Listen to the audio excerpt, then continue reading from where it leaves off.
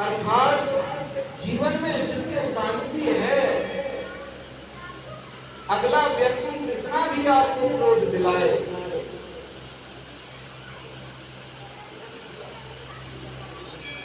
ईश्वर को कण कण में देखने का मतलब क्या है? हमारे शास्त्रों ने कहा कि कण कण में ईश्वर है। कण कण में तभी दिखाई देगा जब आपके अंदर आध्यात्मिक दृष्टि होगी।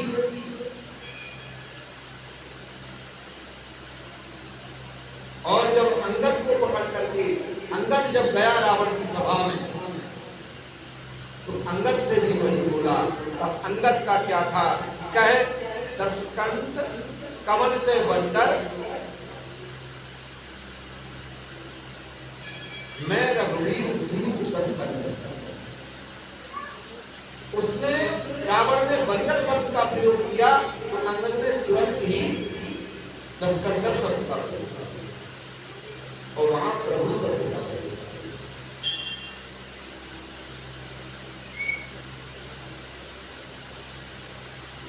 और अंगद ने वहां पर 14 लोग ऐसे बताए हैं कि ये 14 लोग हैं मानस के अनुसार जिनके पास जीवन है, संसार में जीव रहे हैं, लेकिन मृत्यु के समान। अंगद कहता है कि ये रावण ये 14 लोग, 14 सब जाने।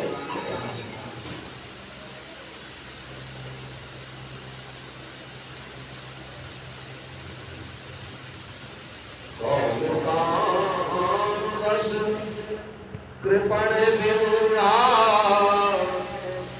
अति दरिद्र अदसी अति मूढ़ा।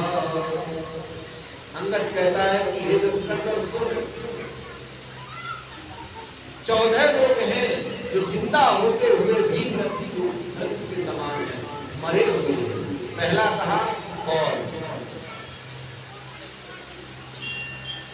कौल का अर्थ होता है उल्टा चलने वाला।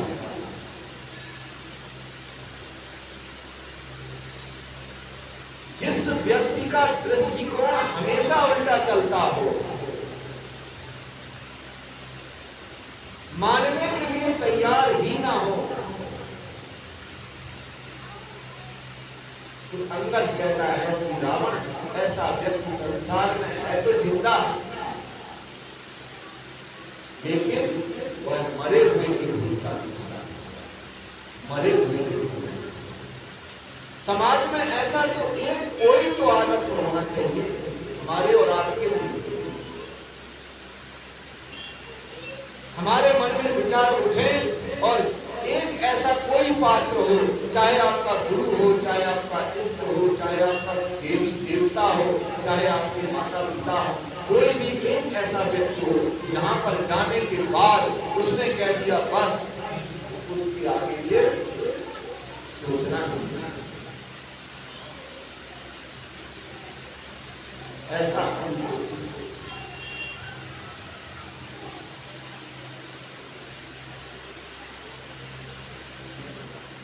आज हमने अंकों से ही तो छोड़ दिया है।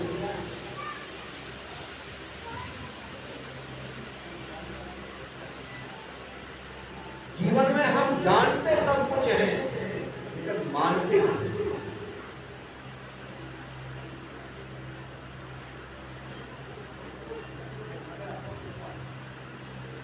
हमारा दृष्टिकोण बदल गया है।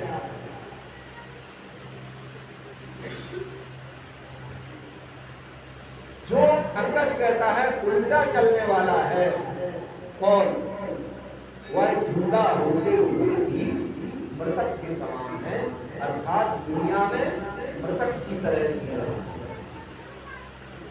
दूसरा काम बस,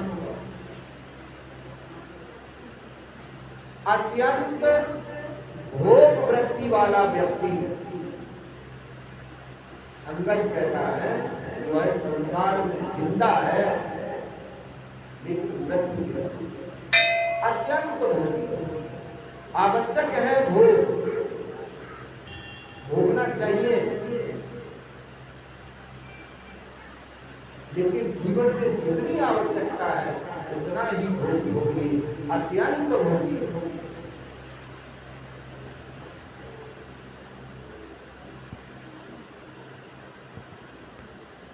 उसके अलावा उसके पास कोई काम नहीं है, हमेशा विलासता में डूबा हुआ, वासना युक्त है। अंदर कहता है वह जिंदा है लेकिन मृतक के साथ। और कामवश कृपण, तीसरा है कृपण, अत्यंत कंजूस।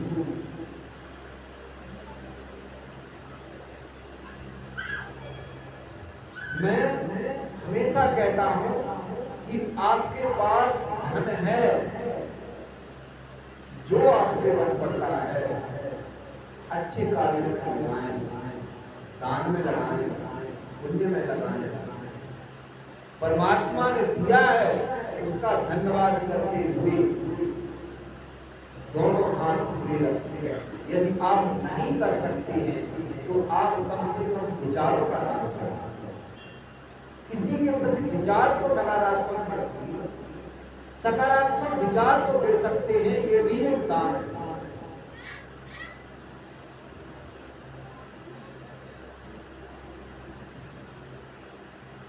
क्योंकि पैसे का तो दान हमसे छूटता ही नहीं, होता ही नहीं।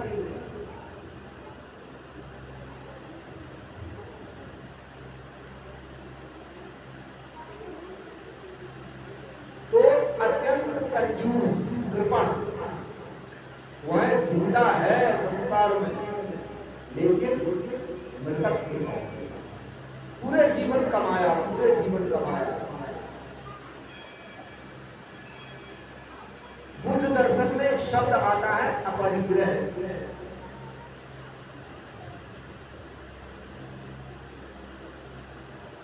ये बुद्ध ने बहुत जगह प्रयोग किया है अपरिग्रह। चार आर्य सत्यों में बुद्ध का एक मत रहा अपरिग्रह। सत्य, अहिंसा, अस्तेय, अपरिग्रह और ब्रह्मचर्य, चार आर्य सत्य बताए बुद्ध। क्योंकि बुद्ध जब बुद्धत्व को प्राप्त हो गए, हमारे जैसे इंसान बारिश थे, अभी की बात है, बहुत ज्यादा ये मीरा के समकालीन थी, तो उसमें कभी आज सूत्रों पर मैं चर्चा करूंगा। आज ध्यान में आ गया, उसमें उन्होंने बुद्ध दर्शन में लिखा है कि अपरिग्रह। अपरिग्रह का मैं सरल भाषा में आपको बता दूं कि जो आपको आवश्यकता है वह आप मांगिए, परमात्मा से प्रार्थना करिए कि आज मुझे एक शरण की आवश्यकता है, हे ईश्वर, समाज में अच्छा नहीं लगता, मुझे दीजिए। जरूर आपका भला है, आपका भाव है, हमारा भाव है, सुनेगा। 2 मांगिए, 3 मांगिए, आज 10 मांगिए, तब भी हमारी और आपकी कल्पना के परे हो रहा है। एक घर है, 2 फ्लैट वहां है, 3 वहां भी पड़े हैं, एक मार्केट है। अभी सोच रहा हूं कि फार्म हाउस की सबके सामने उदाहरण गया कोरोना में, क्या हुआ? भ्रकुटी विलास लय हो गया। ईश्वर की एक भ्रकुटी, परमात्मा का जिस दिन हमें परमात्मा तत्व से दूर हो गए हम, और एक भ्रकुटी टेढ़ी हो गई, प्रलय लय प्रलय ऐसे ही जीवन में प्रलय आ जाएगा यदि हम अध्यात्म से दूर हो गए, साहब उथल आ जाएगी। आज समाज में सबसे ज्यादा आत्महत्या के केस क्यों हो रहे हैं? अच्छे अच्छे पढ़े लिखे लोग आत्महत्या कर रहे हैं। एक वैज्ञानिक ने आत्महत्या की, बिहार के अधिकारी थे, IAS अधिकारी पांडे जी, उन्होंने आत्महत्या करी। क्या उन्होंने विद्या की कमी, ज्ञान की कमी? मैं हमेशा कहता हूँ, जब हम और आप साथ होंगे तो दुनिया में कोई ताकत नहीं है जो हमें और आपको बचा दे। सिर्फ दो ही शक्तियां हैं जो हमें बचा सकती हैं, एक है गुरु शरण और दूसरा है हरि शरण।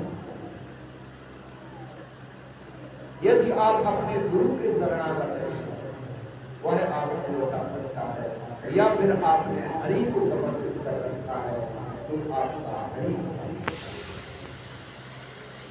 गीता में कहता है अनन्यास चिंतयन्तो मां यो जना परिपासते तेषां नित्यभूतानां योगक्षेम महात्मा। हे कृष्ण, प्रतिदिन जो मेरा चिंतन करता है, अनन्यास चिंतयन्तो, मेरे अलावा कोई अन्य चिंतन नहीं है, मेरा ही चिंतन चलता रहता है, जिसके हृदय में कोई भी कर्म करता है, मेरा चिंतन करते हुए, मेरे को अर्पण करते हुए कोई भी कर्म करता है, योजना पर ऐसी वासना करने वाला तेषां नित्य अभूतानां योगक्षेम महात्मा। हे अर्जुन, उसकी योग और क्षेम की गारंटी मैं स्वयं साहब अपने आप को खड़े करके लिए हमने ये कर दिया, मेरा बेटा डॉक्टर हो गया, मेरा ये हो गया, मेरा वो हो गया, हमने इतना पैसा खर्चा, हमने किया क्या?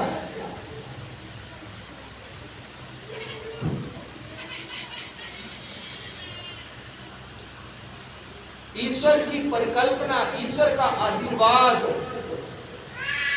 यदि ना हो, हमारे जैसे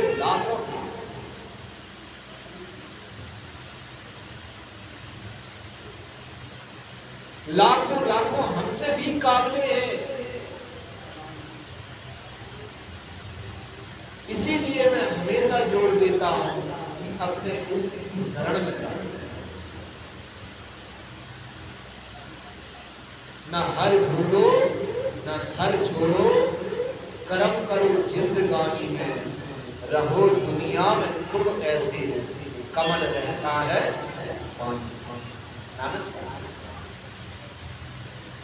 दुनिया का बर्ताव, ये हमारे शारीरिक संबंध हैं।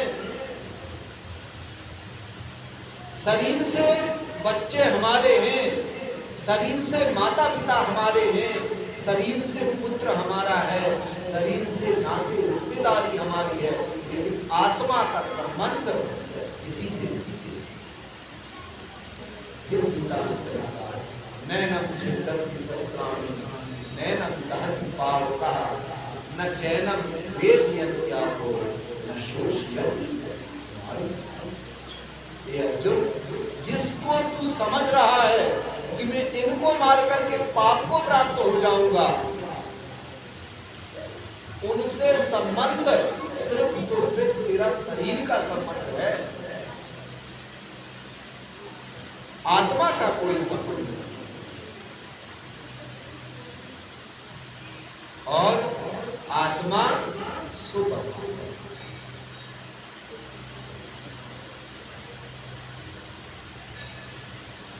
निरंतर परमात्मा का आशीर्वाद हमारे ऊपर होना चाहिए। सुखे दुखे समान कृत्वा लाभा लाभौ जया जयम। एक सुख हो, एक कृष्ण दुख हो, हे कृष्ण हानि हो, हे कृष्ण लाभ हो, सब में मेरा चिंतन हो, सब में मेरी याद आती रहे, ऐसा मेरा भक्त मेरे। आज दुख है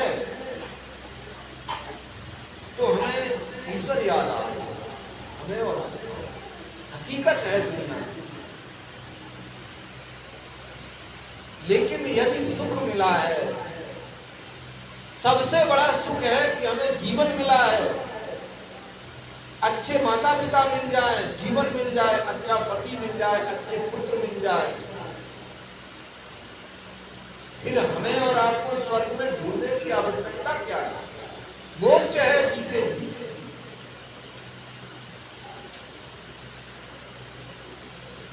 और ये सब बिना ईश्वर की कृपा के नहीं आती।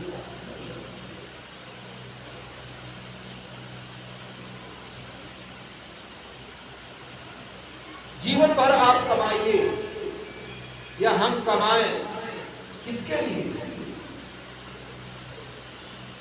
हमने पूरा कृपणता में निकाला, जो आवश्यकताएं थी वो भी नहीं करी।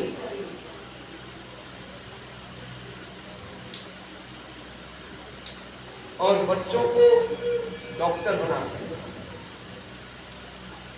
यदि उनमें संस्कार नहीं डाले तो हम डेली अखबार में पढ़ते हैं कि वो डॉक्टर पकड़े गए किडनी बेचते हुए, वो डॉक्टर पकड़े गए ये करते हुए, वो भी पकड़े गए ये करते हुए।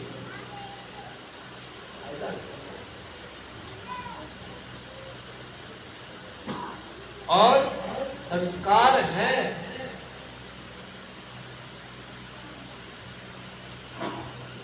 बच्चे के अंदर। एक छोटी सी कथा बताता हूं, उसके बाद में वक्तव्य को विराम दूंगा। अगले मंगलवार को इसी टॉपिक पे चर्चा, बहुत अच्छा टॉपिक, 14 प्राणी बताए गए जो जिंदा है, उनमें से हम अपनी जगह देखना चाहते हैं कि हम कौन सी जगह पर खड़े हैं।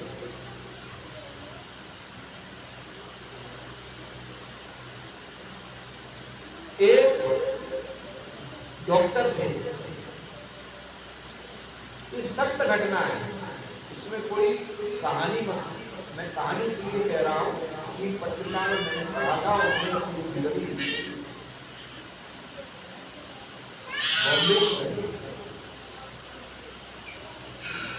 निरंतर चिंतन चलता था उस व्यक्ति का परमात्मा का, और जीवन में उन्होंने एक सिद्धांत बनाया। जब घर से वो निकलते थे तो उनकी पत्नी एक उन्हें लिस्ट दे दी,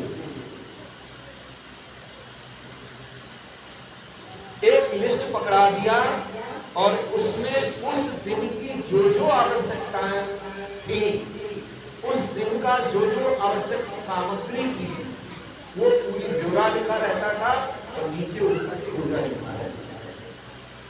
और जैसे ही डॉक्टर साहब क्लिनिक के लिए निकलते थे, उनको उनकी पत्नी वह लिस्ट दे दी। और उन्होंने एक सिद्धांत बना रखा था कि जो आज की लिस्ट बनी है उसमें टोटल है उतना पैसा आ गया,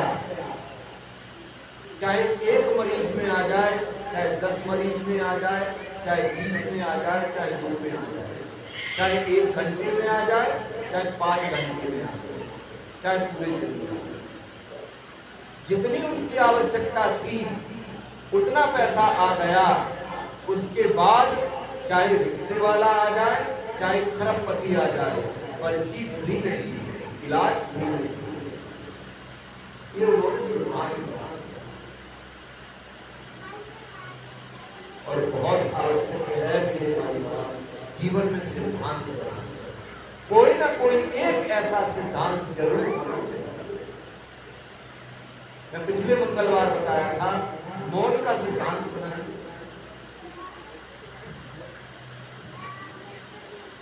झूठ 1 घंटा नहीं बोलेंगे, उतना सिद्धांत बनाया।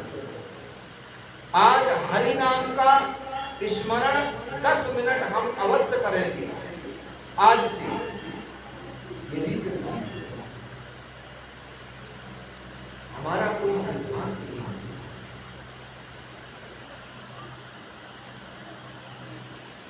हनुमान चालीसा कर दिया।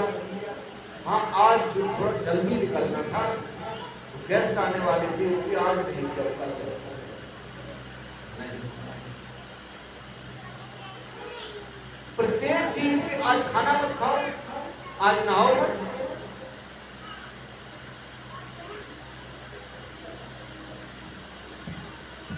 स्कूल का मैसेज आ जाता है कि बच्चे की फीस 1 तारीख से 5 तारीख तक नहीं भरना है। इतना ध्यान रखते हैं, 10 तारीख के बाद भरेंगे तो इतना फाइन लग जाए, पूरा जोड़ देंगे।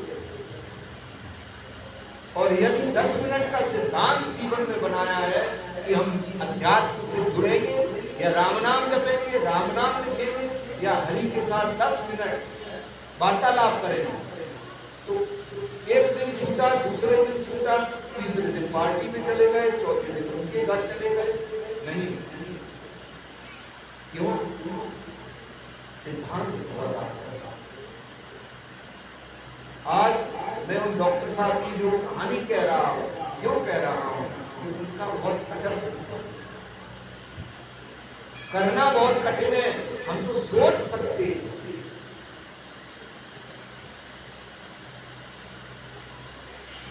तो ऐसे ही उनका गृहस्थी चल रही है। मरीजों को देखते, जैसे ही उनका पूरा हो जाता उस दिन का कोटा और वहीं पर वो बंद कर देते, उसके बाद दिन भर फ्री में। अब समय बीतता गया। एक दिन ऐसा आया कि सब कुछ टोटल कर दिया था उनकी पत्नी ने,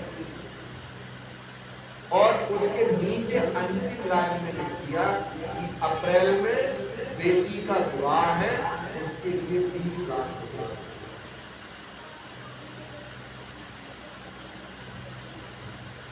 ये सत्य घटना है साहब, कोई असर नहीं। उन्होंने अपना पूरा लिख करके जीवन परिचय ताकत बता रहा हूं मैं अध्यात्म की, और मेरा कोई मकसद नहीं है कि आपको मैं इधर उधर की बातें करके वो कर, मैं अध्यात्म की ताकत करके तो नहीं। तो जैसे ही उनके पर्ची काटने वाले ने देखा कि इसमें 8 मान के चलो 800 रुपए लिखा हुआ है, 800 हो गया, उसके बाद नीचे लिखा है कि बच्ची की शादी है उतनी तारीख अप्रैल, इसके लिए 30 लाख रुपए उसका लड़का और पर्ची को लेकर के क्लिनिक में गया। और डॉक्टर साहब को बोला कि आज तो मैडम ने ये सब लिख दिया, लिखिए क्या। उसने कहा इतना सोचने की आवश्यकता नहीं, हम तो डेली रूटीन की प्रार्थना करते हैं ना परमात्मा से, हमारा हो ही रहा है। ये बहुत बड़ा अमाउंट है, ये हरी इच्छा लिखी किया। उसने पेन उठाया और आगे लिख दिया ये हरी।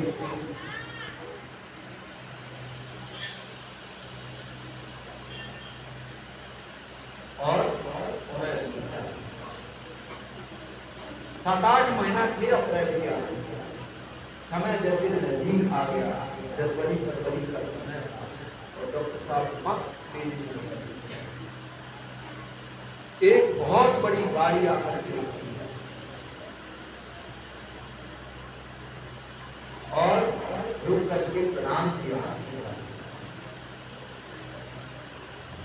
और कहा साहब शायद आपने मुझे यहाँ मरीज आते हैं और मुझे अपना ध्यान है, आप ही बता दूंगा। तो उसने कहा कि मैं आज के 20 साल पहले आपके क्लिनिक में आया और मेरे कोई संतान नहीं, बहुत परेशान है। लोगों के बार बार कहने पर मैं आपके यहाँ आया और आपने मुझे 2 गुड़िया बनाकर दी।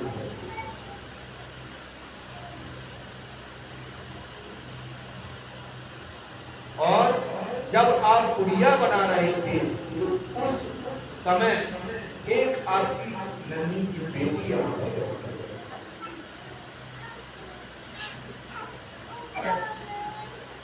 और आपने वो दोनों गुड़िया हमें दी। हमने जाकर के अपनी अर्धांगिनी को 2 गुड़िया खिलाई और तत्काल 9 महीने बाद मुझे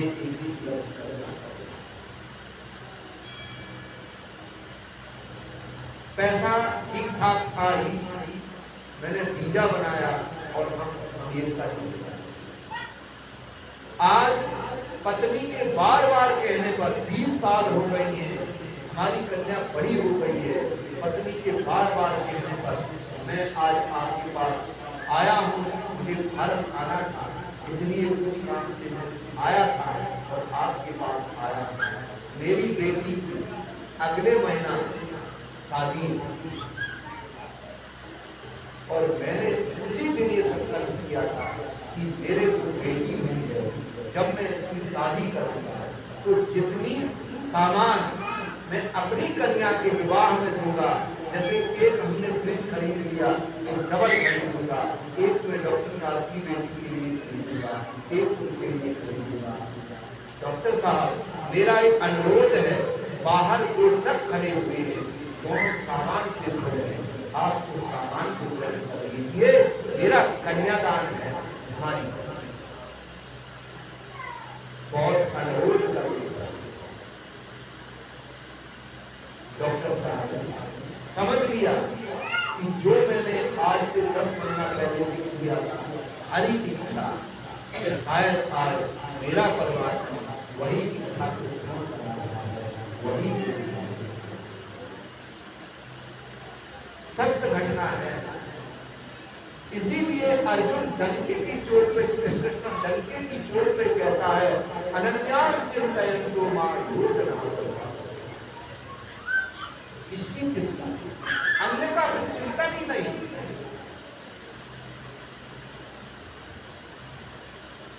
आप करके जुड़ के देखिए, आपके बच्चे की फीस भरना है, आपका, हाँ ये आवश्यकता में अपरिग्रह पे फिर जाऊंगा। बुद्ध ने जो अनुभव किया 4 आर्य के, आवश्यकता आपको एक की है, आप बोल रहे हो कि भगवान 10 करोड़ के अनावश्यक चीजें मांगोगे, लेकिन व्यास से कह रहा, निज अनुभव से कह रहा है,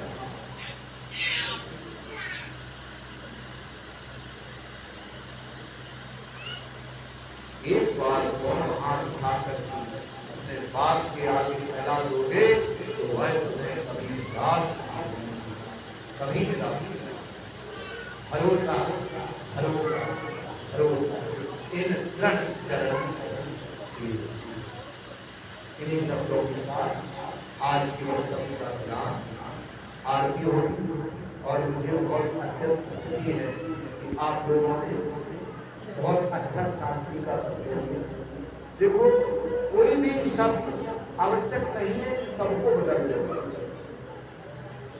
लेकिन इसका फल जरूर मिलेगा जितनी देर हम चर्चा में बैठे हैं।